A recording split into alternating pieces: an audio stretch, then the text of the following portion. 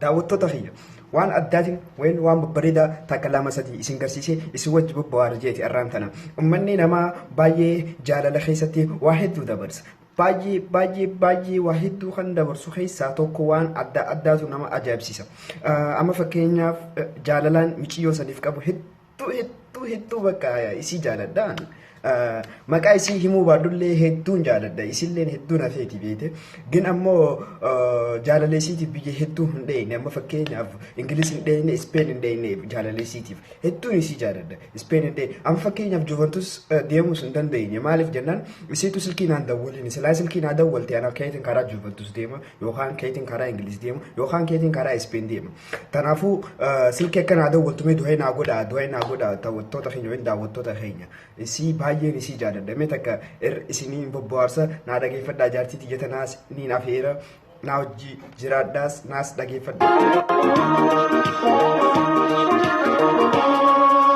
Har'a keessan dura oguun deddeebi'a ijumaan si arga yoomiin darraa ba'a siiniin deemadha kan guutuun eeggadha. Yaada keenaa himi siini maari'a. Yooniin ansi dhabee jetteen namtittiin jechuudha. Ani keenaan jechuu teessoo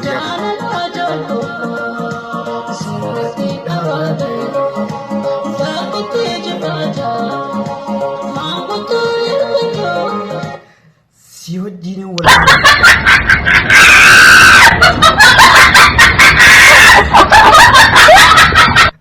naada wali jeetiin jaartii tiyya gisee hedduu isii gaafachaa ture silkii narraa fudhatteeti naada wali didde Ispeen nageessu didde mee ammas dhageeffadhaa.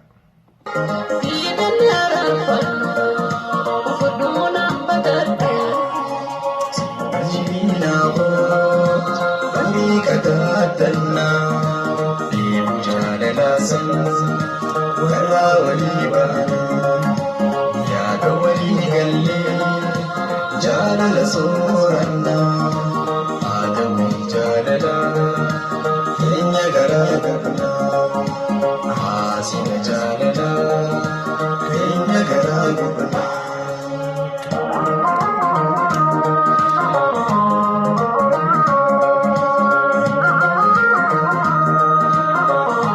Dhageeffannee daawwattoota keenya hedduun isii fedha waan tana yookaan hedduun hafeen isiillee Dinamo nada wali di Ispeen nageessu didde.